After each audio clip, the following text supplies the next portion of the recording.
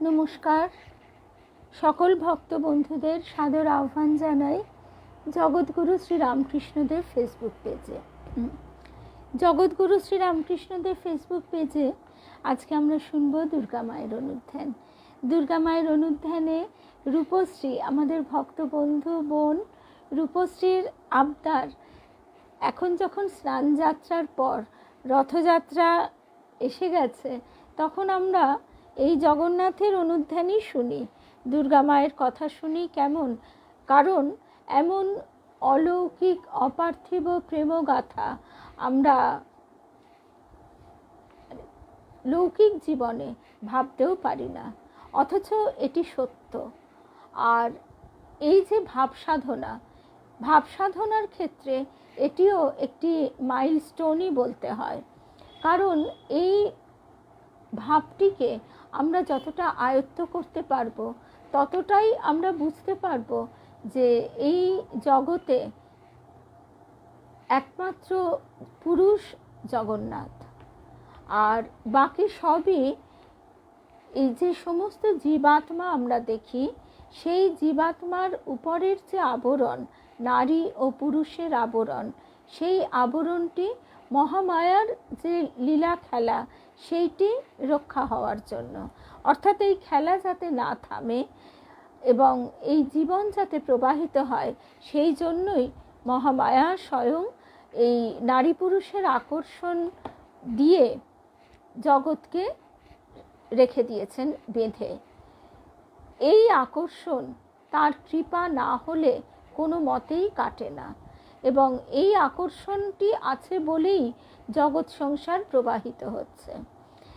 সাধক যখন সেই অবস্থায় উত্তীর্ণ হয়, সেটি মহামায়ার কৃপা তো বটেই, তখন সে অনুভব করে যে যা কিছু আমরা দেখছি সবই প্রকৃতির অন্তর্গত। তাহলে আজকে আমরা সেই অপূর্ব ভাব সাধনার যে ধারাটি, সেই ধারায় প্রবেশ করছি দুর্গা মায়ের অনুধ্যানের মধ্যে দিয়ে। শুভ সন্ধ্যা স্বপ্নাদি। তাহলে আমরা ঠাকুর মায়ের শ্রী চরণে সাষ্টাঙ্গ প্রণাম নিবেদন করে, শ্রী গুরুদেবকে স্মরণ করে, গৌরী মা দুর্গা মায়ের চরণে সাষ্টাঙ্গ প্রণাম নিবেদন করে, সমস্ত মায়েদের চরণে সাষ্টাঙ্গ প্রণাম নিবেদন করে শুরু করব আজকের প্রসঙ্গ। শুভ সন্ধ্যা, সকল ভক্ত বন্ধুদের শুভ সন্ধ্যা জানাই।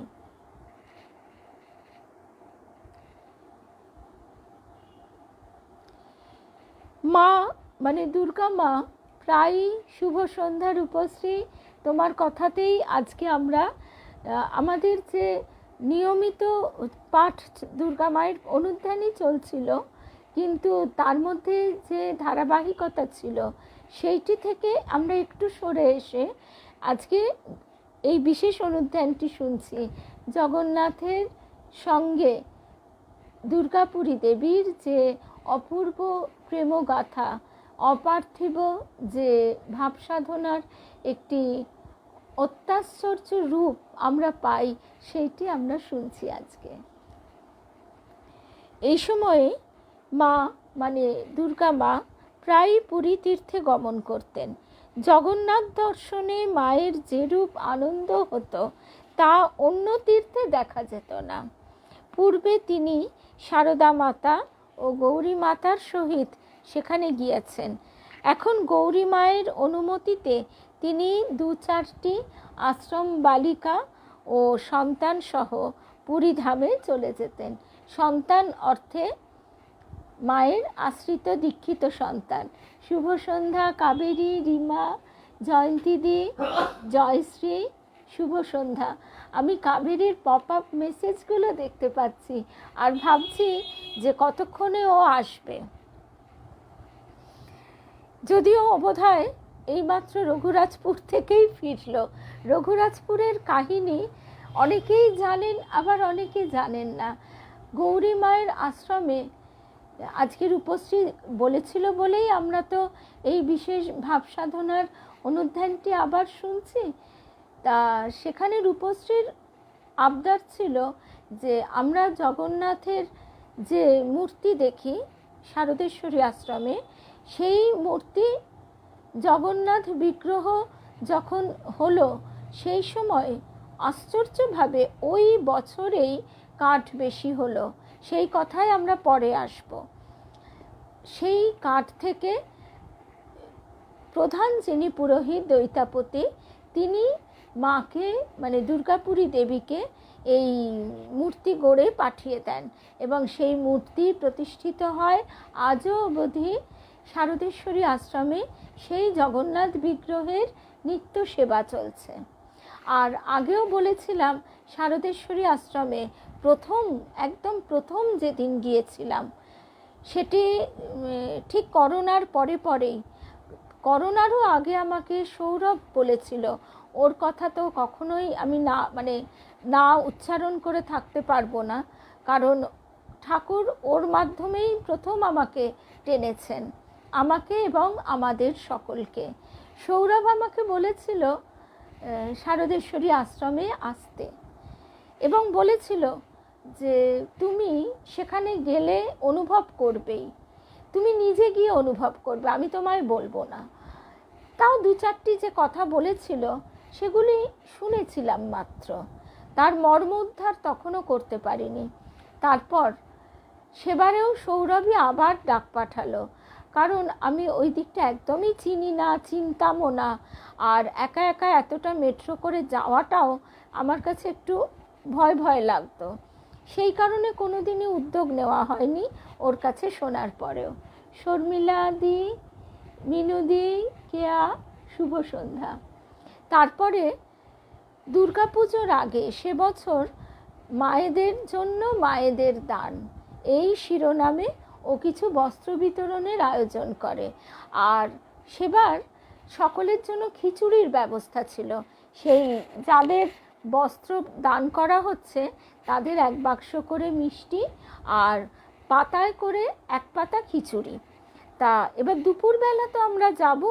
সৌরভকে জিজ্ঞাসা করেছিলাম যে দেখো অনেকজন হয়ে যাচ্ছে, তা দুপুরবেলা কি প্রসাদের কোনো ব্যবস্থা থাকবে? তুমি একটু মন খুলে বলো, না হলে সেভাবেই আমরা প্রস্তুতি নেব। তা ও তখন বলেছিল না, মায়েদের ওখানে প্রসাদ পাওয়া যাবে, খিচুড়ি আমরা একটু বেশি করেই করব, পেট ভরে খিচুড়ি প্রসাদ হবে। ঠিক আছে, খুবই ভালো কথা। আর খিচুড়ি প্রসাদ পেতে সবাই আমরা ভালোবাসি, কোথাও কিছু ব্যাপার নেই। তারপরে সৌরভ নিজেও জানতো না লালজি তিনি যে কি ব্যবস্থা করবেন কার জন্য, সে তিনিই জানেন। শুভ সন্ধ্যা পিয়ালি, অনিতা, প্রসেনজিৎ পাল। তা আমরা গেছি, আর শুধু গেছি না, সেই পুরো অনুষ্ঠানের পর আমাদের মায়েরা ডাকলেন। আর যে ঘরটিতে বসে আমার পুত্রেরও দীক্ষা লাভ হয়েছে, আর যে ঘরটিতে প্রথম গৌরী মা, ওই যে জায়গাটিতে, তখনও তো ঘর হয়নি, 2টো ইট পেতে বসিয়ে গৌরী মা শ্রী শ্রী মায়ের চরণ পূজা করলেন। আর শ্রী শ্রী মা একটা রূপোর কৌটোর ভিতরে সোনা, রূপো, তারপরে তামা, এরকম পঞ্চদ্রব্য আর পঞ্চধাতু, আরও সব বিভিন্ন জিনিস, ধান ইত্যাদি, জব ইত্যাদি দিয়ে সেইটি সেখানে প্রথিত করলেন। আর গৌরীমা বললেন, এই তো মা এখানে বসে মা পূজা গ্রহণ করলেন, মানেই আমাদের ভিত্তি স্থাপন হয়ে গেল, ভিত পূজা হয়ে গেল, সব হয়ে গেল। এবং এই বাড়িতে মা একাধিকবার এসেছেন। এই সিঁড়ি দিয়ে উঠতে উঠতে সেই কথাই মনে হয়, সিঁড়ি দিয়ে ওঠার মুখেই মায়ের ছবিটিও রয়েছে। তা যাই হোক, এখানেই লালজি সব ঠিক করে রেখেছেন। তা আমরা যখন স্কুল বাড়ি থেকে প্রসাদ পাওয়ার জন্যে মূল আশ্রম ভবনে ঢুকছি, তার আগে লালজিকে গিয়ে দর্শনও করে এসেছি প্রথমে। তারপর তো আবার স্কুল বাড়িতে অনুষ্ঠান হয়েছে। তারপর প্রসাদ পাওয়ার জায়গায় সেদিন শ্রাবণীও এসেছিল। আমরা সবাই বলছি একেবারে সেই পুরীর মতন গন্ধ না, প্রত্যেকে এক রকম কি করে অনুভব করলো। স্বয়ং জগন্নাথ ওখানে অধিষ্ঠান করছেন। আমরা সেবার রূপার এখনও মনে আছে, রূপা গাঙ্গুলির কথা বলছি, আমরা গত বছর আমরা সুতাপার এক বন্ধুর বাড়ি নাগের বাজারে গিয়েছিলাম। সেখানে আমরা শ্রী শ্রী রাম ঠাকুরের অনুধ্যানের জন্যই গিয়েছিলাম। রাম ঠাকুর সেদিনকে তার পূজা হয় ওদের বাড়িতে। সেই অনুধ্যানের পর আমরা বলরাম বাবুর বাড়িতে এসে দেখি সে তুমুল ভিড়, সে ভিড় এবং সে লাইন যে কত দূর চলে গেছে, সে গঙ্গার ধার অবধি তার ইয়ত্তা নেই। এবং আমরা খানিকক্ষণ অপেক্ষাও করলাম। তারপর রূপা ও ভীষণভাবে গরমে মানে ঘেমে এমন ওর অবস্থা, আর আমি নিজেও খুব নার্ভাস হয়ে পড়ছিলাম যে এরকম 2-2.5 ঘন্টা সম্ভব নয় তা এইভাবে লাইন দেওয়া। তা সেই দিন, তার আগেও আমরা এসেছি, সেই দিন চলে এলাম শারদেশ্বরী আশ্রমে। সেখানে কি নিশ্চিন্তে নির্বিঘ্নে আমরা জগন্নাথের রথ টানলাম। ওখানটায় গেলে একটা অদ্ভুত অনুভূতি হয় যে ঠাকুরের যেন অন্দরমহল। শারদেশ্বরী আশ্রমটি ঠাকুরের অন্দরমহল। ওখানে ঠাকুরের সঙ্গে একেবারেই নিত্যদিনের আলাপ, নিত্যদিনের পূজা। সেখানে মায়েরা রান্না করছেন, খেতে দিচ্ছেন, লালজির সেবা করছেন। একদম তো লালজির কাছে যাওয়া তার আকর্ষণ বিনা একেবারেই সম্ভব নয়। কল্যাণীদি এখন নেই, না হলে কল্যাণীদি থাকলে সেও সায় দিত।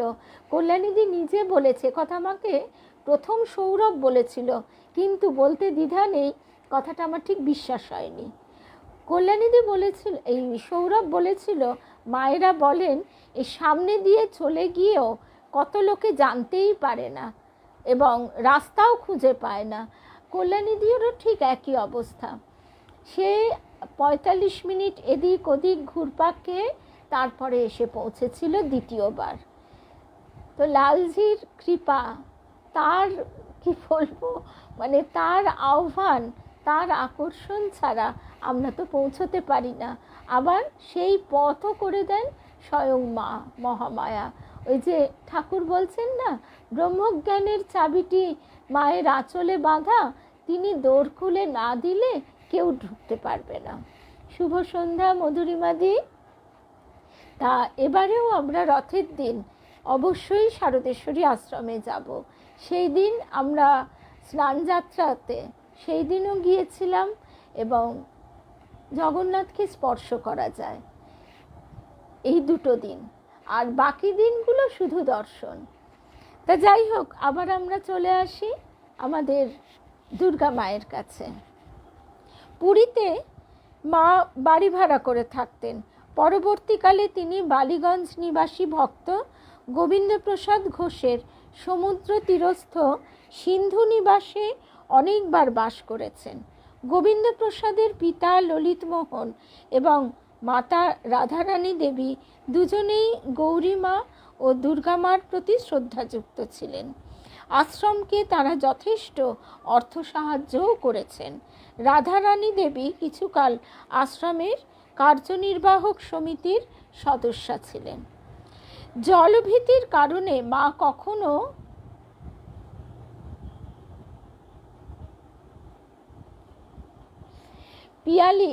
পিয়ালির সঙ্গেও কিন্তু যোগ হচ্ছে এই শারদেশ্বরী আশ্রমে।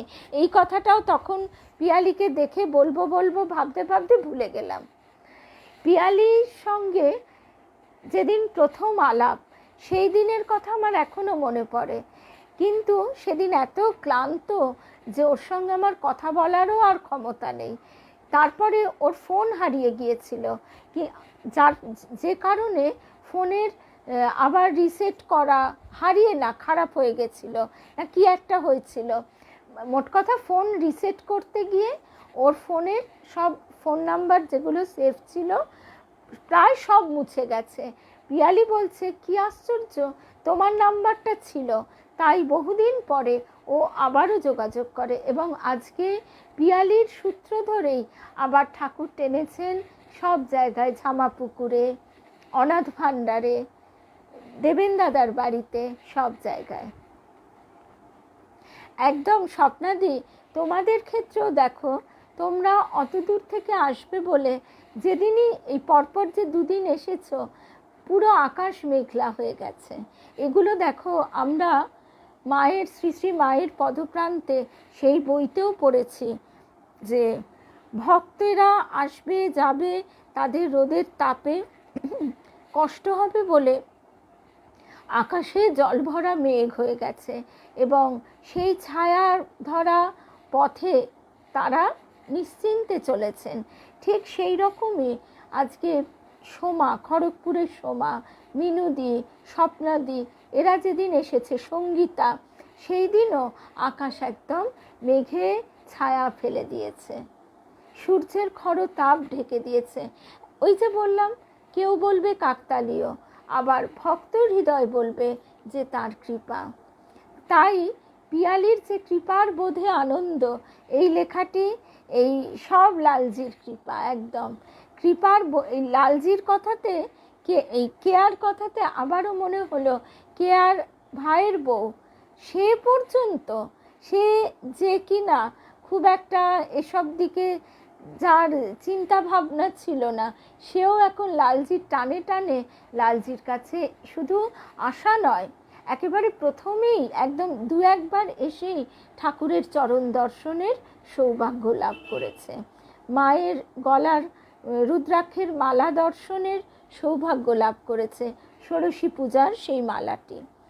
তাই কাকে যে ওই করুণা তোমার কোন পথ দিয়ে কোথা নিয়ে যায় কাহারে, এই যে রবি ঠাকুর লিখেছেন, আমরা মর্মে মর্মে অনুভব করি। আজকে কেয়ার ভাইয়ের বউটি যে এলো, তার আগে কিন্তু তার একটি প্রতিকূল কৃপা হয়েছে, তাকে একটি ভীষণ প্রতিকূল অবস্থা পার হতে হয়েছে। সেই প্রতিকূল অবস্থার কারণেই তো লালজির কাছে তার এত অন্তরঙ্গভাবে আসার সুযোগ ঘটল। আর তারপরে আবার আমরা ফিরে আসি, লালজির কথা বলতেও আনন্দ, শুনতেও আনন্দ। এর আগে জলভীতির কারণে মা কখনো সমুদ্র স্নানে আগ্রহ প্রকাশ করতেন না। একবার তিনি অনিদ্রা রোগে আক্রান্ত হন, কোনো প্রকার চিকিৎসাতেই আরোগ্য লাভ না করায় মা পুরীধামে গমন করলেন এবং সমুদ্র স্নানে উপকার বোধ করেন। সেই সময় থেকেই সমুদ্র স্নানে মা আকৃষ্ট হয়েছিলেন। আরেকটা কথা, আজকে আমরা এই মুহূর্তে অনেকজন ভক্তবন্ধুরা আছি আগামী 6ই জুলাই দেবেন দাদার বাড়িতে, শ্রী রামকৃষ্ণ অর্চনালয়, এন্টালি, সেখানে পরম পূজনীয়, আমাদের সকলের শ্রদ্ধেয় এবং যার কথা শুনতে আমরা খুব ভালোবাসি, স্বামী স্তবপ্রিয়ানন্দজি মহারাজ আসবেন। আমরা ফেসবুকেও সেটি লিখব। আর আগে থেকে একটু বলে রাখলাম, পিয়ালির আর একটা কথাও বলা হয়নি, পিয়ালির যে কৃপার বোধে আনন্দ, এই প্রসঙ্গটি মঙ্গলজ্যোতি পত্রিকায় এলে আমরা সবাই মিলে শুনব। আর এই সোমবার মিলন তীর্থ গ্রুপের অপর্ণাদির একটি লেখা মঙ্গলজ্যোতি পত্রিকায় প্রকাশিত হয়েছে। এই পত্রিকাটির প্রসঙ্গে এর আগেও বলেছিলাম, দেবী মাকে ঠাকুর স্বয়ং নির্দেশ দিয়েছিলেন পত্রিকাটির জন্য, যাতে এখানে ঈশ্বরীয় প্রসঙ্গ হয় এবং দেবী মাকে ঠাকুর যে যে কথা বলেছেন, গদাধর সুভাষিত বলে, সেই কিছু কিছু কথা প্রত্যেকটি সংখ্যায় প্রকাশ পায়। বছরে 4টি সংখ্যা প্রকাশিত হয়, আর তার চাঁদা মাত্র 100 টাকা। সারা বছরে 4টে বই, মূল্য 100 টাকা। আর যারা বাই পোস্টে নেবেন তাদের পোস্টাল চার্জটা দিতে হয়, সেটি সম্ভবত 60 টাকা। রুমাদি নেবে বলছিলে, তা এবারে আমি আজকে তাহলে পারলে, অপর্ণা দিয়ে তো লেখাটা প্রকাশ পেয়েছে, সোমবার শুনবো, তাহলে আজকে আমি এগুলো একটু লিখে দেব। এসব ব্যাপারে আমি খুব একটা যুক্ত থাকি না, তো কালিকাদা যুক্ত থাকেন, তার ফোন নাম্বার দিয়ে দেব, ইচ্ছে হলে যোগাযোগ করে নেওয়া যাবে। আচ্ছা, রূপা বলছে কটার সময়? মহারাজজির পাঠ 7টা থেকে 8টা, আর 6:30টায় সন্ধ্যারতি হয়। তা আমরা মোটামুটি 6টা নাগাদ পৌঁছবো। এসব কথা আমরা পরে আলোচনা করে নেব, কেমন?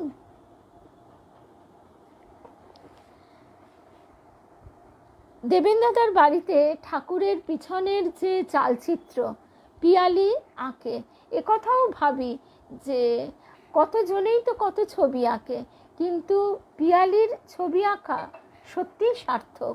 সে যে অঙ্কন বিদ্যাটি শিখেছে এবং ঠাকুরের সেবায় সেটি উৎসর্গ হয়েছে, ঠাকুর গ্রহণ করেছেন, এইটি তো আমাদের মানে পিয়ালিরও পরম প্রাপ্তি, আমাদেরও প্রসাদ রূপে পরম প্রাপ্তি। তা পিয়ালি লিখলো না যে জগন্নাথের চাদর তৈরি হচ্ছে, তাই মনে হলো। আচ্ছা, পুরীতে মায়ের অধিকাংশ সময়, হ্যাঁ রুমাদি, অবশ্যই আমি দিয়ে দেব। পুরীতে মায়ের অধিকাংশ সময় অতিবাহিত হতো জগন্নাথ প্রভুর অনুধ্যানে। সকালবেলা স্নানাদি সেরেই মা চলে আসতেন শ্রীমন্দিরে। সিংহদ্বারে পতিত পাবনকে প্রণামের পর সিংহদ্বারে ঢোকার মুখেই আমরা জানি একটি ছোট্ট করে জগন্নাথের মুখ দর্শন হয়, শ্রীমুখ দর্শন। মূল মন্দিরের দক্ষিণ দ্বারে উপস্থিত হতেন। যতক্ষণ মন্দির দ্বার উন্মুক্ত না হতো সেইখানে মা একাগ্র চিত্তে বসে জপ করতেন। যথাসময়ে পাণ্ডাজি অথবা তার ছড়িদারগণ এসে মাকে যত্ন সহকারে মন্দিরে নিয়ে যেতেন। সেখানে প্রভুর মঙ্গলারতি এবং পরে অবকাশ, এই দুইটি কৃত্য মা দর্শন করতেন। মণিকোঠায় তিনি সাধারণত উত্তর পূর্ব কোণে প্রাচীর পার্শ্বে গিয়ে দাঁড়াতেন। সেই স্থান হতে চলত দর্শন, অপলক দর্শন। পিপাসার যেন পরিতৃপ্তি নেই। সঙ্গীগণ ক্লান্ত, কিন্তু মায়ের কারো প্রতি ভ্রুক্ষেপ থাকত না। দর্শনার্থীদের যাতায়াত যখন সমাপ্ত প্রায়, প্রহরীগণ সম্ভ্রমের সঙ্গে তাকে স্মরণ করিয়ে দিতেন, মা এইবার বাইরে যেতে হবে। বাধ্য হয়ে মাকে তখন সেই স্থান ত্যাগ করতে হতো। প্রস্থানের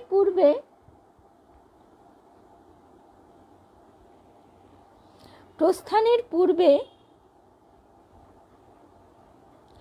দেবতাত্রয়ের সম্মুখে রত্ন বেদিতে নত মস্তকে প্রণতি নিবেদনান্তে একবার করে তাদের মুখারবিন্দ দর্শন করতেন। সোপানা বলে অতিক্রমকালে এবং কাঠগড়ার নিকট দাঁড়িয়েও পুনঃচলিত এই দর্শন। মন্দির থেকে বাইরে এসে প্রাঙ্গণে একটি ভূমিষ্ঠ প্রণাম নিবেদনের পর মা যেতেন শ্রী বিমলা দেবী, শ্রী শ্রী লক্ষ্মী মাতা, মহাবীর, গণেশজি ও সত্যনারায়ণ প্রমুখ দেবদেবীর মন্দিরে।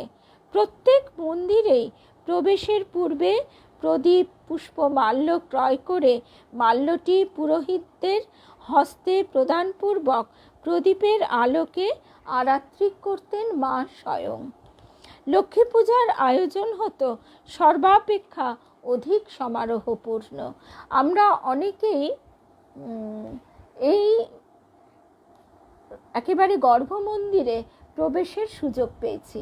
এখন কিন্তু গর্ভমন্দিরে আর প্রবেশ করা যায় না। কখনো কখনো লক্ষ্মী দেবীকে মা ষোড়শোপচারে পূজা করতেন। মূল্যবান বস্ত্র, স্বর্ণালঙ্কার প্রভৃতি সহযোগে মা লক্ষ্মী দেবী ও বিমলা দেবীর পূজা বহুবার করেছেন। লক্ষ্মী দেবীর নাট মন্দিরে বসে মা জপ করতেন এবং সঙ্গীদের সকলকেই সেই সময় ইষ্ট নাম স্মরণের নির্দেশ দিতেন। এই দেবীর প্রতি মায়ের ছিল বিশেষ আকর্ষণ। মা প্রভু জগন্নাথ, বলরাম এবং মাতা সুভদ্রাকেও বহুমূল্য পট্টবস্ত্র ও উত্তরীয় দ্বারা সজ্জিত করেছেন।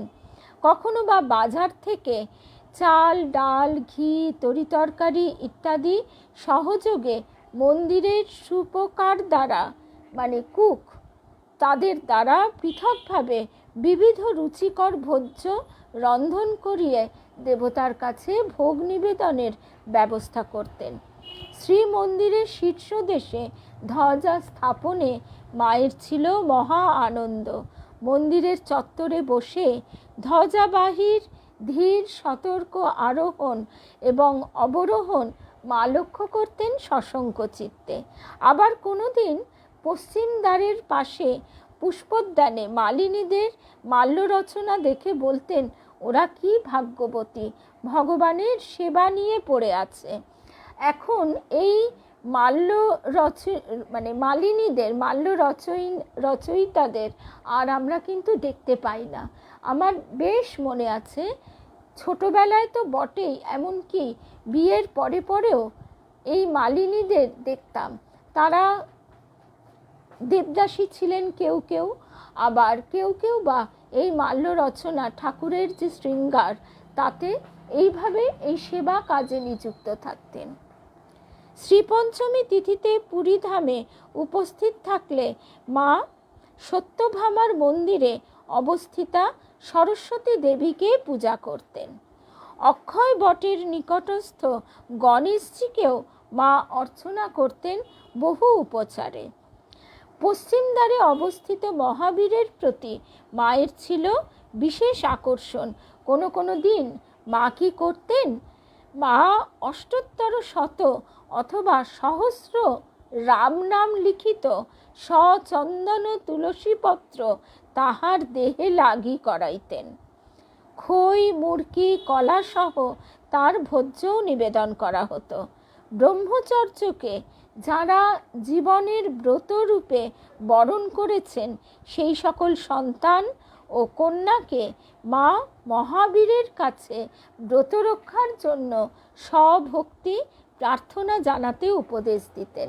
তাহলে এটিও আমরা জানতে পারছি যে আমাদেরও এই ব্রহ্মচর্য রক্ষা জন্য, ব্রত রক্ষার জন্য, ভক্তি, জ্ঞান, বৈরাগ্যের জন্য মহাবীরের কাছে প্রার্থনা করা প্রয়োজন। প্রাতঃকালে জগন্নাথজিকে দর্শনের পর বিভিন্ন দিন সন্তানগণকে নিয়ে মা শঙ্কর মঠ, হরিদাস ঠাকুরের সমাধিস্থান, গম্ভীরা, গুন্ডিচা মন্দির, ইন্দ্রদ্যুম্ন সরোবর, 18 নালা, লোকনাথ, টোটা গোপীনাথ প্রভৃতি পুণ্যস্থান দর্শনে যেতেন। লোকনাথ শিব মন্দিরের কাছেই তোতাপুরীজির আশ্রম। ইতিমধ্যে শ্রীমন্দিরে রাজভোগ সম্পন্ন হলে স্নান বেদীর পার্শ্বস্থিত আনন্দবাজারে বসে মা মহাপ্রসাদ গ্রহণ করতেন। আনন্দবাজারে প্রবেশপথে পতিত প্রসাদ কণা তিনি ভক্তিভরে তুলে নিতেন। মহাপ্রসাদের মধ্যে সাধারণত আদা হিং মিশ্রিত খিচুড়ি, অড়হর ডাল, কান্তি পিঠা, শাক ভাজা ও বড়া ভাজা ছিল মায়ের প্রিয়। একদিন খুকুমা, শারদেশ্বরী আশ্রমের খুকুমা গল্প করছিলেন যে আদা এবং হিং একসঙ্গে বাটলে খুব সুন্দর একটা ঘ্রাণ আসে, যেটা নিরামিষ রান্নার একটা বিশেষ ট্রিক, যেটা ব্যবহার করলে নিরামিষ রান্নার একটা বিশেষ উত্তরণ ঘটে যায়। কিন্তু খিচুড়িতেও যে এটা দেওয়া হয় সেটা আমি তো অন্তত জানতাম না। এখন কি হয়, বইটা পুরো পড়া হয়ে গেলেও এই ছোট ছোট জিনিসগুলো আমরা তো ভুলে যাই। তাই যত আমরা তার অন্তরঙ্গভাবে তার অনুধ্যান করব, তত এই ছোট ছোট জিনিসগুলি আমাদের মন জুড়ে থাকবে। প্রসাদ গ্রহণের পর মা বিশ্রাম করতেন লক্ষ্মী দেবীর নাট মন্দিরে। কোনো কোনো দিন অপরাহ্ন পর্যন্ত তার শ্রীমন্দিরেই অতিবাহিত হতো। পুনরায় প্রভুর দর্শনের পর মা যেতেন সমুদ্র তীরে, আবার সন্ধ্যার পূর্বে বাসস্থানে ফিরতেন। মায়ের সর্বাপেক্ষা প্রিয় ছিল প্রভুর নিরাভরণ অবকাশ বেশ। ষড়ৈশ্বর্যশালী রাজাধিরাজ অতি সাধারণ একখানি সুতি বস্ত্র পরিধান করে তখন মুখ প্রক্ষালন, স্নানাদি প্রাতঃকালীন নিত্যকর্মে রত। এইটিও আমরা ছোটোবেলায় এবং আমাদের ছেলে মেয়েরাও এরাও খুব ছোটোবেলায় দেখবার সুযোগ পেয়েছে। তবে আমরা ছোটোবেলায়, মানে আমি 76 সালের কথা বলছি, আমার প্রথম জগন্নাথ দর্শন, তখন আমি ক্লাস 1-এ পড়ি। তো সেই সময় একেবারে ভেতরে ঢুকে অবাক চোখে, তখন এত ভিড়ও থাকতো না, সেই অবাক হয়ে দেখছি প্রভু জগন্নাথ, তার উপবীত, তার গায়ে গামছা জড়ানো, আর সর্বাঙ্গে চন্দন লেপন করা, এবং সামনে মুকুর, রৌপ্য মুকুর, মানে রূপোর বেড় দেওয়া বড় বড় আয়না, সেই আয়নায় প্রতিবিম্ব পড়ছে, আর দুধ, চন্দন জল ইত্যাদির দ্বারা স্নান করানো হচ্ছে, নিম দাঁতন দ্বারা দাঁত মাজানো হচ্ছে। সেই সেবা দৃশ্য কিন্তু এত বছর পেরিয়ে গেছে, আজও ভুলিনি। বইটির নাম হচ্ছে দুর্গা মা। এখানে তো উল্টো উল্টো লেখা পড়বে, শ্রী শ্রী শারদেশ্বরী আশ্রম, দুর্গা মা। তুমি অতসীদি একবার এসো না, তুমি যদি মনীন্দ্রচন্দ্র কলেজটি চেনো তাহলে খুব সুবিধে। মনীন্দ্রচন্দ্র, আর এখন তো মায়েরা আশ্রমের বাইরেও বড় বড় নামের ফলক লাগিয়ে দিয়েছেন। মনীন্দ্রচন্দ্র কলেজের ঠিক বিপরীতেই রাস্তা পার হলেই গৌরী মাতা সরণি, গৌরী মাতা সরণি ধরে 2 মিনিটের হাঁটা পথ। আর যদি মেট্রোয় আসো খুব সুবিধে, শ্যামবাজার 4 নম্বর গেট দিয়ে বেরিয়ে জাস্ট 2 মিনিট লাগবে হেঁটে যেতে। এখানে বইটি তুমি পাবে। এছাড়া ইউজুয়ালি বইটি, এই শারদেশ্বরী আশ্রম থেকে প্রকাশিত বইগুলো কিন্তু অন্য কোথাও পাওয়া যায় না। আচ্ছা, এইবারে আজকের যে প্রসঙ্গটি ছিল, যে জগন্নাথ কিভাবে মায়ের কাছে বাধা পড়লেন। দুর্গা মা তার অন্তরঙ্গদের কাছে বলেছেন জগন্নাথ দেবকে তিনি একটি ছড়া শোনাতেন। 5 বছরের ছোট্ট বউ তো, আর কি বা বলবে, ছেলেবেলায় ধুলো খেলায় প্রাণ সঁপেছে সেই বেলায়। তা এই প্রাণ সমর্পণের যথার্থ স্বরূপ কি তা যথাযথভাবে ব্যাখ্যা করা আমাদের পক্ষে সম্ভব নয়। সাধারণ বুদ্ধি ও বিচার পদ্ধতি দ্বারা সেই অনন্য সাধারণ বোধি ও অলৌকিক অনুভূতির পরিমাপ করা, সেই অপার্থিব প্রেম অনুভব করতে চেষ্টা করা বিড়ম্বনা মাত্র। আশুতোষ চৌধুরী ছিলেন গৌরী মায়ের ভক্ত সন্তান। গৌরী মা তাকে আশুদা বলে ডাকতেন। তিনি বলছেন, মানে মায়ের বাল্য প্রসঙ্গে তিনি, আশুদা বলছেন, তিনি গৌরী মাকে, দুর্গা মাকে খুব খেপাতেন। জগন্নাথের হাত নেই, পা নেই, চকালোচন। আমি মাঝে মাঝে দুর্গার সঙ্গে এই বলে খুব তামাশা করতাম, আর দুর্গার প্রতিনিন্দায় বড় দুঃখ হতো। সঙ্গে সঙ্গে তার ডাগর ডাগর চোখ দুটো একেবারে জলে ভরে যেত, চোখের জলে গাল ভেসে যেত। ওর দুঃখ আর চোখের জল দেখে আমার বড়ই কৌতুক বোধ হতো, আর ভালোও লাগতো খুব। তখন তার মনকে পরীক্ষা করবার জন্যে আবার বলতুম, আরে কি মুশকিল, তোমার দেবতার রূপের বর্ণনা করেছি বলে কেঁদে ভাসিয়ে দিচ্ছ, তবে কি করে খাঁটি সন্ন্যাসী হবে? সন্ন্যাসী হলে এত মায়া থাকলে তো হবে না, কিন্তু খাঁটি সন্ন্যাসী তাকে তো হতেই হবে। সেই জন্যে তখন দুর্গা অতি কষ্টে চোখের জল দমন করত। তাকে সন্ন্যাসী হতেই হবে, কাঁদলে চলবে না, এরকমই তখন বোঝানো হতো। তো সেই জন্যে তিনি আর চোখ দিয়ে জলও ফেলতেন না, এদিকে চোখ দুটো জলে টস টস করত। এই ছবি যেন চোখের সামনে ভেসে ওঠে। তিনি মানে দুর্গাপুরী দেবী যখন বড় হচ্ছেন, তখন চিঠিতে লিখছেন, খুব সঙ্গোপনে সুরক্ষিত কয়েকটি চিঠি পাওয়া গেছে। ওগো, তুমি নাকি সাধকের সাধনার পিয়াস পূর্ণ করো, যোগীর যোগফল প্রদান করো, তপস্বীর তপভূত হৃদয়ের শ্রেষ্ঠ অর্ঘ্য গ্রহণ করো। একবার সে ক্ষণিকের আলো, সে বিজুরির নীল উজ্জ্বল দীপ্তি দেখাও। এ দুর্দমনীয় অন্তরের জাগরণ, এ নব উষা যেন আহ্বানের আশা দিয়ে বলছে, তুমি দাতা, তুমি পথপ্রদর্শক, তুমি সাথী, তুমি নিয়ন্তা।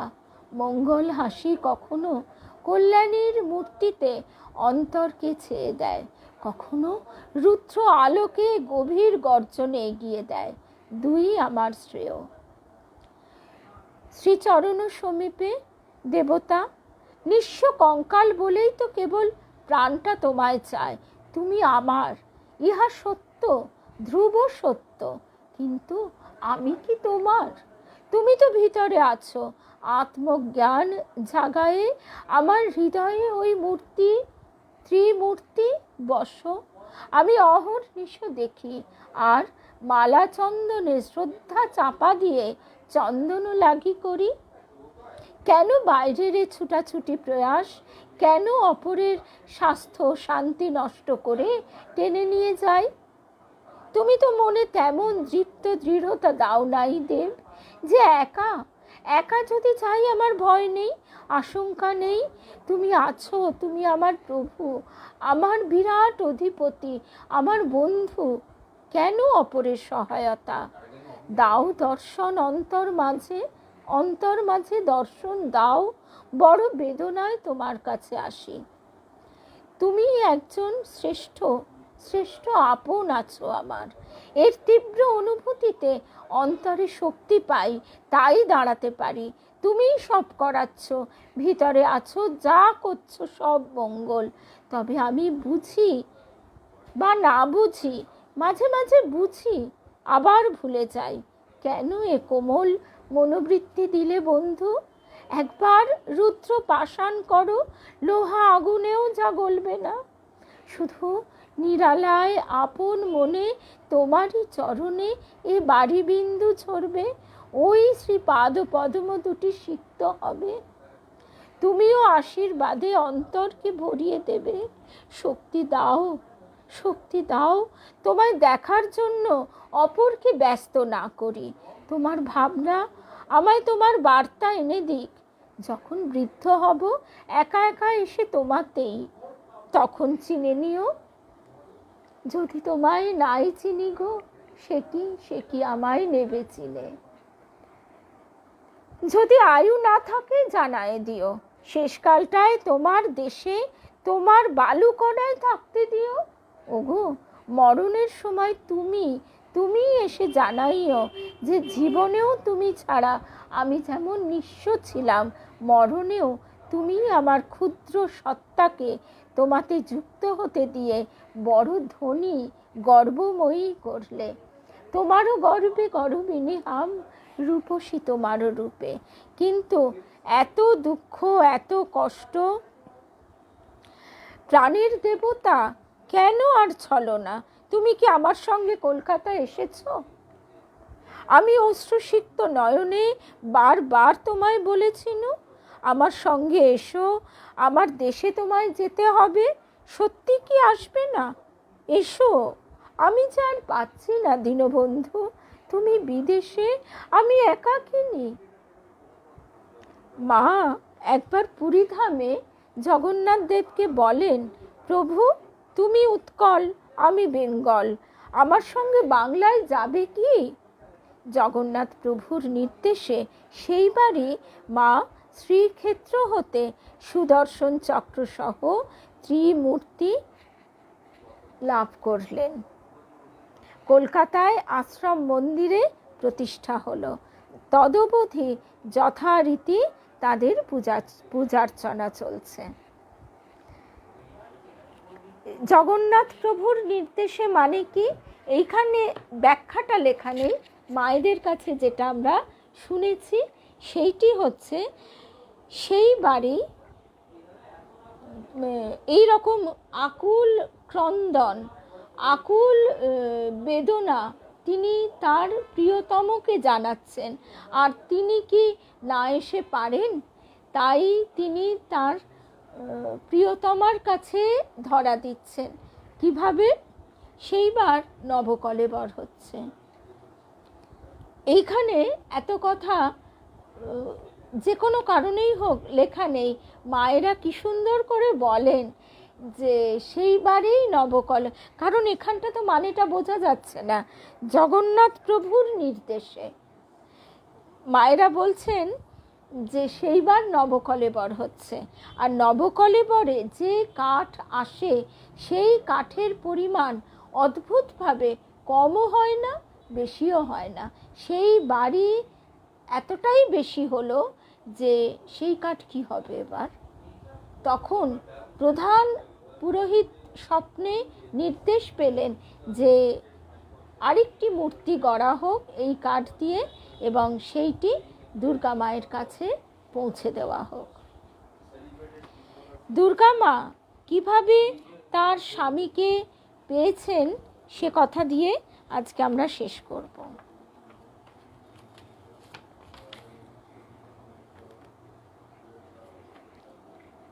সেইবার শ্রীক্ষেত্রে শেষ দর্শন। শ্রীক্ষেত্রে তারপরে মা আর আসেননি। এইবারেও তিনি সিন্ধু নিবাসে রয়েছেন।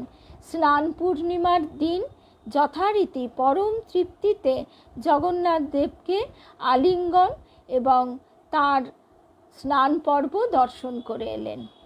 আবার রাত্রির আরাত্রিকাদি দর্শন করে মা বাড়ি ফিরে যথাসময়ে শয়ন করলেন।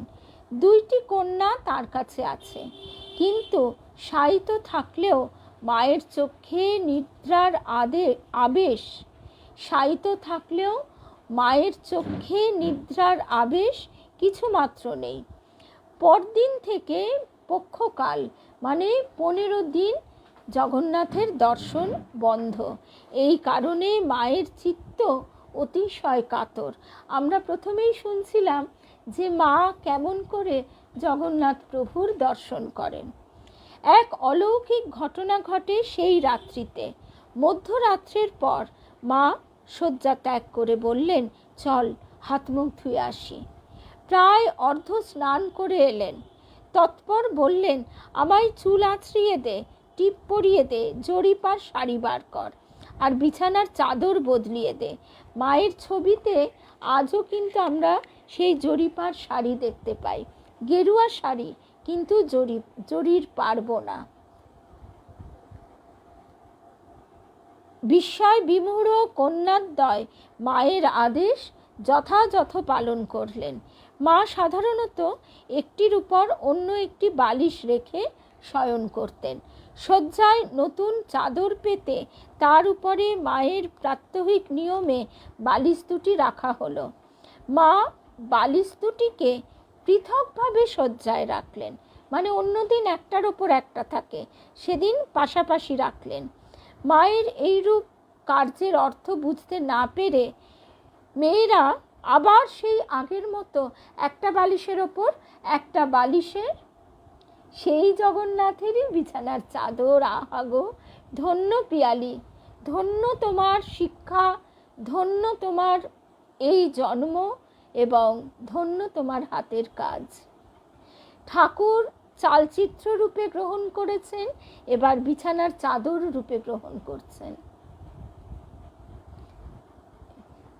তা এবারে মেয়েরা বুঝতে না পেরে আবার কি করলো, ওই বালিশ দুটো আবার একটার ওপর একটা সাজিয়ে দিল।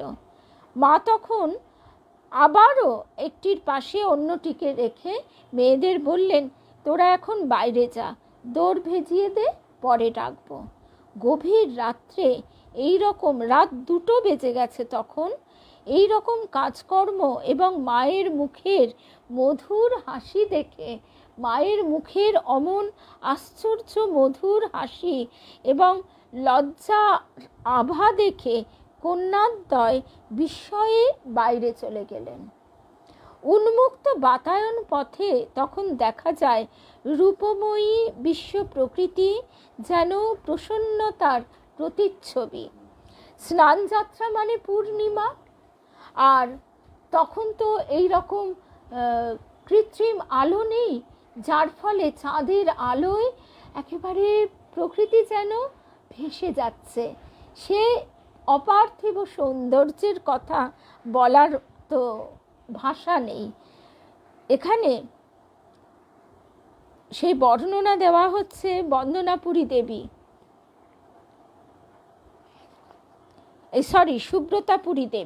সুব্রতাপুরী দেবী লিখছেন, সমগ্র বেলাভূমি অন্তহীন সমুদ্র তরঙ্গ সকলই পূর্ণিমা নিশার চন্দ্র কৌমুদীর স্বচ্ছ ধারায় ধৌত, শুচি স্নিগ্ধ পবিত্র। নিশানাথের কোন রহস্যময় আকর্ষণে সিন্ধু বক্ষেও জাগিয়াছে এক মিলন চাঞ্চল্য। সেই রবি ঠাকুরের গানটা আছে, আমি হাত দিয়ে দ্বার খুলবো না গো, গান দিয়ে দ্বার খোলাবো। যেখানে কবিরও ঠিক একই কথা, যে চাঁদ এবং সমুদ্রের যে ওই আকুলভাবে আহ্বান, কথাগুলো ঠিক মনেও পড়ছে না এখন। আসলে এখানে এই যে জায়গাটায় আমরা আছি, এখানে কথাও বুঝি অতিরিক্ত হয়ে যায়। আমার না বলা বাণীর ঘন যামিনীর মাঝে তোমার ভাবনা, এখন সেই রকমই অনুভূতি। মহা স্নান যাত্রায় প্রভুদেবের দিব্য অভিষেকের অমৃত স্পর্শে আজ মায়ের অন্তর বুঝি প্রিয়তমের প্রতীক্ষায় উন্মনা। দ্বার রুদ্ধ, সুতরাং অভ্যন্তরের কোনো দৃশ্য সম্ভবপর নয়। তথাপি অনেকক্ষণ পর সহসা বায়ু প্রবাহে দ্বার ঈষৎ উন্মুক্ত হলে, মানে তারা দেখবেন বলেই, আমরা প্রসাদ পাবো বলেই বাতাস পবন দেবতা এসে বুঝি দরজাটা একটু ঠেলে দিল। কৌতূহলী কন্যাগণ দেখলেন চরণ দুখানি ঝুলিয়ে তক্তপোষের উপর মা বসে আছেন, মুখে তার সুমধুর হাসি, লজ্জার রক্তিম আভা। শয্যার উপর তিনি ধীরে ধীরে তার ডান হাতখানি বুলাচ্ছেন, মনে হচ্ছে যেন অতি আদরে কারো সেবা করছেন। মৃদু স্বরে মা গানও গাইছেন, দীনবন্ধু কৃপা সিন্ধু, কৃপা বিন্দু বিতর। এই করো হরি দীন দয়াময়, তুমি আমি যেন দুটি নাহি রয়। জলের তরঙ্গ জলে করো লয়, আমি নদী তুমি সাগর। নিমিলিত নেত্রে তন্ময় চিত্তে মা বারবার এই শেষ কয়টি ছত্র গাইছেন এবং অশ্রুধারায় চলছে আত্মনিবেদন। রাত প্রায় 3টের সময় মা স্বাভাবিক অবস্থায় ফিরে এলেন। কন্যাগণকে ডেকে বলেন, ওরে তোরা আয়। তারা ঘরে প্রবেশ করে দেখেন মা প্রেমানন্দে বিহ্বলা। পরদিন থেকে এক পক্ষকাল প্রভুর অদর্শন, তিনিও বোধহয় প্রিয়জনের অদর্শনে কাতর, সেই হেতু গভীর রজনীতে তার এই দিব্য উপস্থিতি। শ্রীক্ষেত্র ধাম হতে মায়ের লেখা একটি চিঠি। প্রভুর করুণার সীমা নাই, তার সামনে দাঁড়ালে আনন্দে বিভোর হই, বড় আনন্দ। আদি পুরুষ বিরাট, তার সমীপে তোমাদের কল্যাণে নিয়ত প্রার্থনা করছি এবং আশীর্বাদ, তার প্রসন্নতা পাচ্ছি। কোথাও যাওয়ার বাসনা নাই, কেদারনাথ, বদ্রীনাথ, মেরে জগন্নাথ। শান্ত অবস্থায় কিছুদিন থাকতে চাই। আশ্রমরূপ বিষয় নিয়ে দীর্ঘদিন যুদ্ধ করেছি, একান্তভাবে তার দর্শন চাই।